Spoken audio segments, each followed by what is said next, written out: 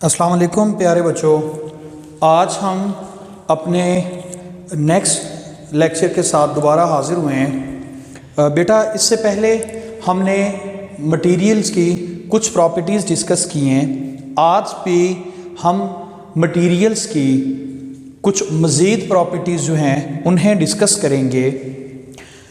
हम बेटा जब दो मटेरियल्स को कंपेयर करते हैं, हमारे पास अगर एक ग्लास हो और दूसरा हमारे पास रबर मौजूद हो, जब मैं ग्लास और रबर दोनों पे फोर्स अप्लाई करता हूँ, फ़र्ज़ करें मेरे पास ग्लास का मटेरियल अगर मौजूद है, मैं उस पर फोर्स लगाता हूँ और कोशिश करता हूँ कि मैं इसे स्ट्रेच करूँ या इसकी लेंथ इंक्रीज़ करूँ, तो उसे इंक्रीज़ करना मुश्किल है।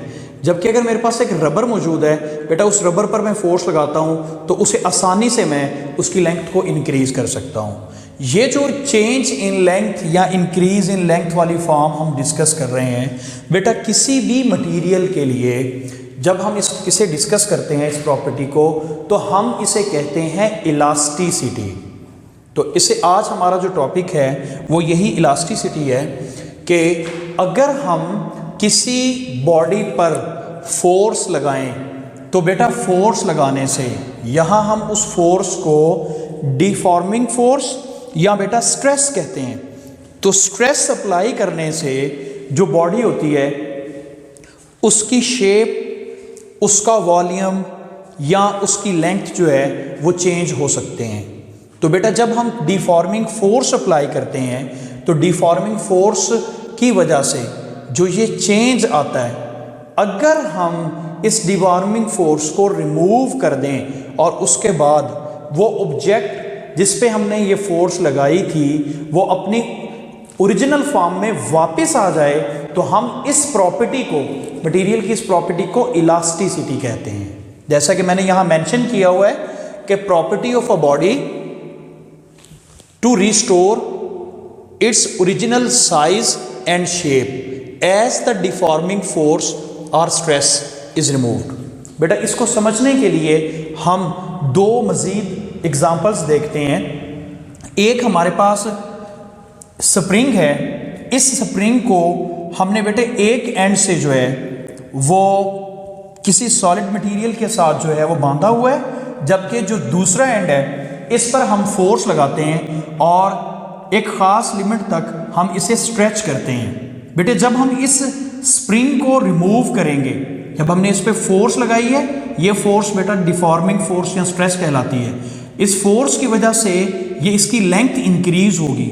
हम जैसे ही वो फोर्स रिमूव करेंगे ये स्प्रिंग वापस अपनी ओरिजिनल स्टेट में चला जाएगा।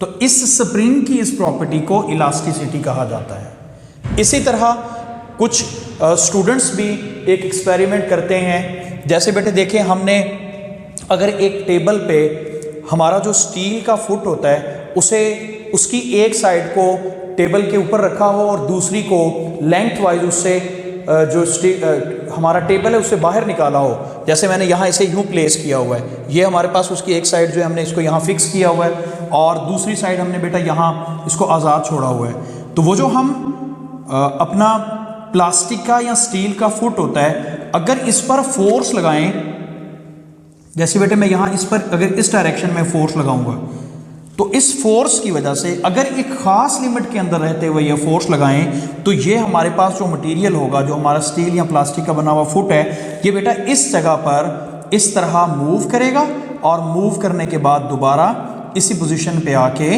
रुक जाएगा।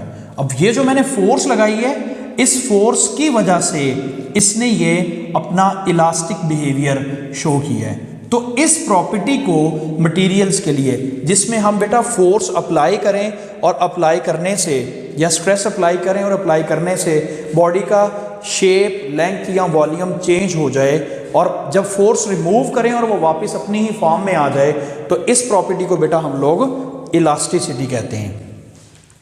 अब ये जो इलास्टिसिटी है, इसमें मैं एक टर्म बेटे बार बार यूज़ कर रहा हूँ, डिफॉर्मिंग फोर्स, या हम उसे कह रहे हैं स्ट्रेस। तो स्ट्रेस क्या चीज़ होती है बेटा? जब हम किसी एक मटेरियल को डिस्कस करते हैं और उसका एक यूनिट एरिया लेते हैं, किसी ख़ास मटेरियल के यूनिट एरिया पर लगने वाली फोर्स जो होती है उसे हम स्ट्रेस कहते हैं।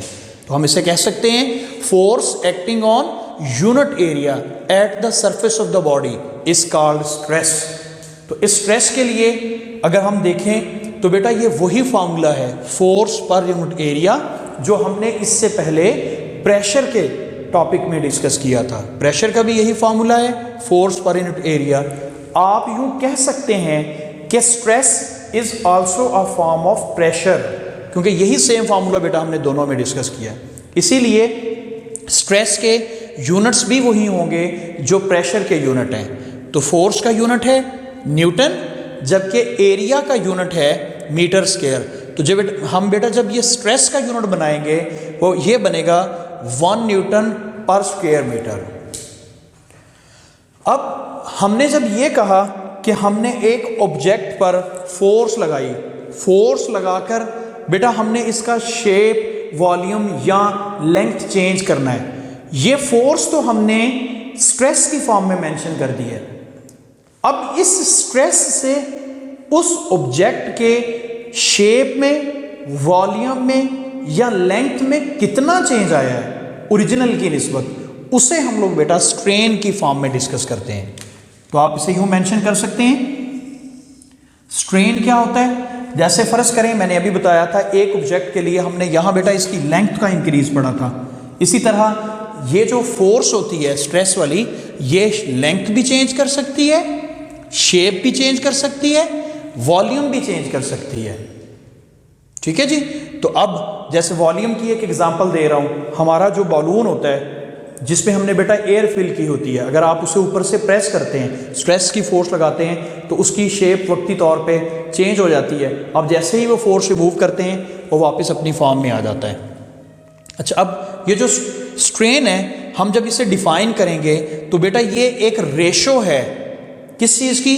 Change in shape, length, volume, तीनों में से जो भी एक फैक्टर आप डिस्कस कर रहे हैं उसकी रेशो है ओरिजिनल शेप, लेंथ और वॉल्यूम के साथ। यानी हमारे पास मैंने जब उस ऑब्जेक्ट पे स्ट्रेस अप्लाई करना शुरू किया था तब उसकी शेप कैसी थी, या वॉल्यूम कैसा था, या लेंथ कैसी थी, और वो स्ट्रेस वाली फोर्स है उसके बाद जो चेंज आया या बिगाड़ आया, इसको बिगाड़ भी कहा जा सकता है, वो जो है चेंज जो आया है उन दोनों की रेशो जो है उसे स्ट्रेन कहा जाता है।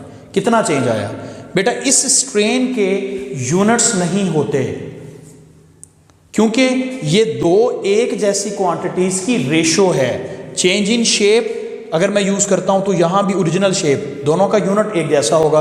अगर यहां मैं लेंथ यूज करता हूं तो रेशो में जो डिवाइड हो रहा होगी वो भी लेंथ होगी, इसलिए स्ट्रेन के यूनिट्स नहीं होते।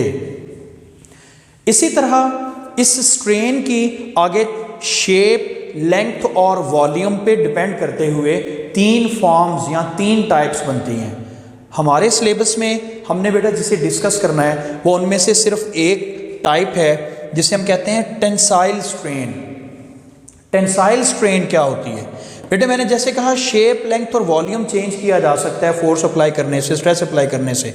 अगर किसी ऑब्जेक्ट की लेंथ को चेंज किया जाए फोर्स अप्लाई करने से, तो उस वक्त जो चेंज इन लेंथ आता है और ओरिजिनल लेंथ होती है, उन दोनों की रेशो को हम लोग टेंसाइल स्ट्रेन कहते हैं। हम फर्ज करते हैं हमारे पास एक इलास्टिक मटेरियल है जिसकी ओरिजिनल लेंथ है, जब हमने बेटा फोर्स या स्ट्रेस अप्लाई करना शुरू की हम उसे कहते हैं वो था LO, यानी ओरिजिनल लेंथ LO। हमने बेटे जब उस पर फोर्स अप्लाई की उसकी वजह से जो उसकी लेंथ में चेंज आया हम इसे कहते हैं डेल L, यानी जो न्यू लेंथ आई है वो हमारे पास थी L और ओरिजिनल लेंथ थी L0। L माइनस L0 दोनों का डिफरेंस हमारे पास बनता है डेल L। तो इस डेल L यानी चेंज इन लेंथ और ओरिजिनल लेंथ, इन दोनों की रेशो को हम लोग जो है वो टेंसाइल स्ट्रेन कहते हैं। तो इस तरह हमने जो इलास्टिसिटी पढ़नी है किसी मटेरियल की प्रॉपर्टी, इसके साथ इन 2 टर्म्स का बेटा हमें पता होना ज़रूरी है। एक स्ट्रेस या फोर्स, डिफॉर्मिंग फोर्स जिसे हम कह रहे हैं, और दूसरी हमारे पास स्ट्रेन होती है। तो स्ट्रेस क्या है? जो फोर्स अप्लाई की जा रही है, डिफॉर्मिंग फोर्स, और स्ट्रेन क्या है? उस फोर्स के रिजल्ट के तौर पे जो चेंज आ रहा है बेटा उस बॉडी के अंदर, वो हमारा स्ट्रेन कहला रहा होगा।